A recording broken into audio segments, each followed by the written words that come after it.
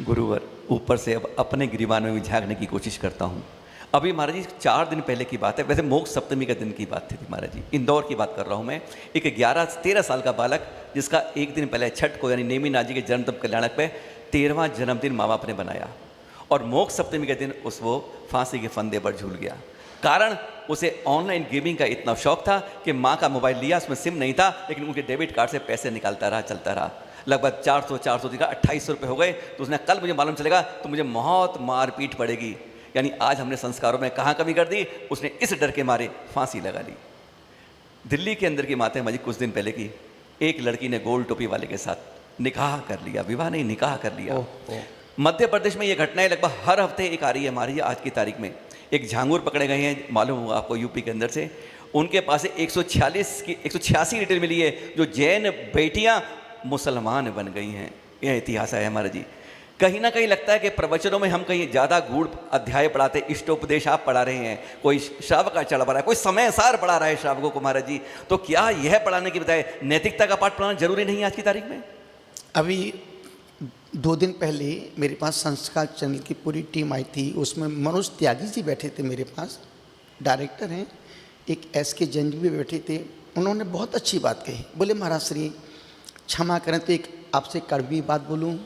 बोलो, मुझे कोई तकलीफ नहीं, मुझे कड़वी बातें अच्छी लगती हैं। उन्होंने कहा महाराज श्री आप लोग भी मरे मरे प्रवचन करते हैं, मंदिर में करते प्रवचन करते हैं और अब उनको सुधार रहे हैं। जैन कुल में पैदा होने वाला व्यक्ति हिंसा नहीं करता, वो आप उसको अहिंसा का पाठ पढ़ा रहे हैं। जैन व्यक्ति रात में भोजन नहीं करता, आप जैन को बोल रहे हैं भाई रात में मत खाओ, देव दर्शन करो, अभिषेक करो, पाठ करो, पूजा करो, माला जपो। आप यदि यही बातें यदि आप कहीं बाहर बैठ के मन से करते हैं, हजारों व्यक्ति शाकाहारी बन जाएगा। और आप देखते हैं महाराज गुरुदेव, आप लोग इतने प्रवचन करते हो और सबसे ज़्यादा आपके जैन व्यक्ति ही रात में होटल में मिल जाएंगे। आपके जैन व्यक्ति ही गुटखा तंबाकू खाते सब मिल जाएंगे। तो बोले उनको सुधार रहे हैं आप, जो उनको बिगाड़ रहे हैं आप, जो सुधरे हुए हैं, और जो सुधरे हैं उनको समझा रहे हैं आप। तो बोले गुरुदेव आप लोग मंदिर से बाहर निकले। क्रांतिकारी संत तरुण सागर जी ने, यही कारण है कि वो क्रांतिकारी संत आज जन जन के संत बन गए।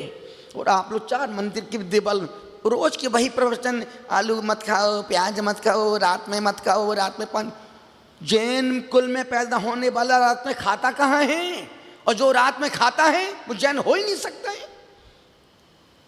परसों हमने कहा था प्रवचन में, सिर्फ जैन कुल में पैदा होने वाला व्यक्ति उसको एक चीज का भान बोध बना रहे कि मैं जैन हूं। यदि वो रात में भोजन कर रहा है, उस सोचे अरे मैं तो जैन हूं, मैं रात में खाना कैसे खा सकता हूं। यदि वो गुटखा खा रहा, अरे मैं तो जैन हूं, गुटखा मैं कैसे खा सकता हूं, ये तो गधा भी नहीं खाता है। यदि सिगरेट पी रहा है जैन व्यक्ति, तो सोचे अरे मैं तो जैन हूं, सिगरेट तो मैं पी ही नहीं सकता हूं।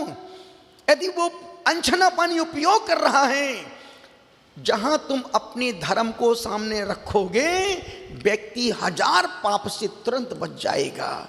पर जिन्होंने पाप को पाप ही नहीं समझा, अब जो पाप को पुण्य समझ रहे हैं, उनको सुधारना तो महावीर के बस की बात भी नहीं है। और निश्चित प्रवचन में ऐसी बातें हों जिससे जीवन में, अब जितने लोग हमारे पास आते हैं उनको हम कोई सिद्धांत की बात नहीं, उनको व्यवहारिक नैतिक बात। तुम उपवास नहीं कर सकते हो, एक काम करो, अष्टमी चतुर्दशी के दिन बाजार में नहीं खाना, बाजार का नहीं खाना। और ये यदि 100 लोग सुन रहे हैं तो उसमें 80 लोग इस नियम को लेने को तैयार हो जाते हैं। उनको हम नियम देते हैं कि भैया सप्ताह में 1 दिन मीठा नहीं खाना, 2 दिन होटल में जाके नहीं खाना। छोटे छोटे से नियम हमारे जीवन को परिवर्तित कर देते हैं। और हमने अक्सर देखे बड़े बड़े स्वाध्याय करने वाले, पानी छान के पीने वाले कसाई कर रहे हैं, द्वेष कर रहे हैं, टीका टिप्पणी कर रहे हैं, पत्र कांड में उलझे हुए हैं। अच्छे अच्छे ज्ञानी साधु, कहाँ गया तुम्हारा स्वाध्याय, कहाँ गया तुम्हारा पानी छाने के पीने का? पानी छाने के पीने का मतलब थोड़ी है कसाई करो, द्वेष करो, टीका टिप्पणी करो, गुरुओं पर लांछन लगाओ। निवेदन कर रहा हूं, ये सिर्फ यदि ये सब स्वाध्याय के बाद ये सब हो रहा है तो मान के चलना ये सब बाहरी का अज्ञान है। अभी तक भीतर संतत्व ना घट पाया है, ना भीतर धर्म पहुंच पाया है।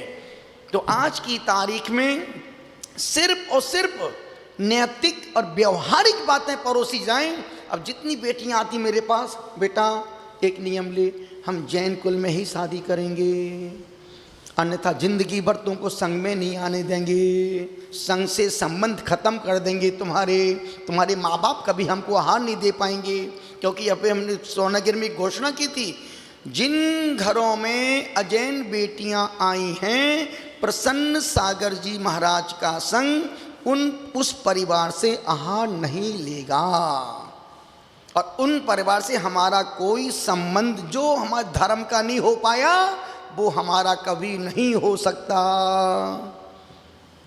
इसलिए आपके प्रश्न सामायिक हैं और मौलिक हैं, इसलिए आप लोगों को चुपते भी हैं, खटकते हैं कि कुछ भी पूछते हैं यार, और महाराज जी भी कुछ भी जवाब, जैसा प्रश्न होता है जवाब वैसा ही देना पड़ता है। इसलिए मैं प्रवचन में बोलता हूँ, यदि मैं कुछ बोल रहा हूँ तो सुनने की हिम्मत भी रखता हूँ, यदि मैं कुछ बोलता हूँ तो सुनने की हिम्मत भी रखता हूँ, और जो हिम्मत रखते हैं वो ही हिम्मत से बोल पाते हैं।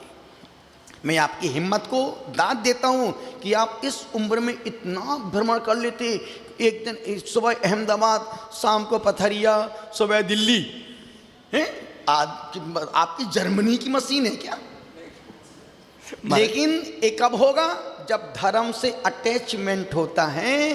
तो आप और आपके साथ जम्बू कुमार जी 80 साल 82 साल के बुजुर्ग आदमी, आपने उनको फुल एक्टिव कर दिया। ना बैठेंगे ना बैठने देंगे, ना सोएंगे ना सोने देंगे। हमारे समाज के छोटे मोदी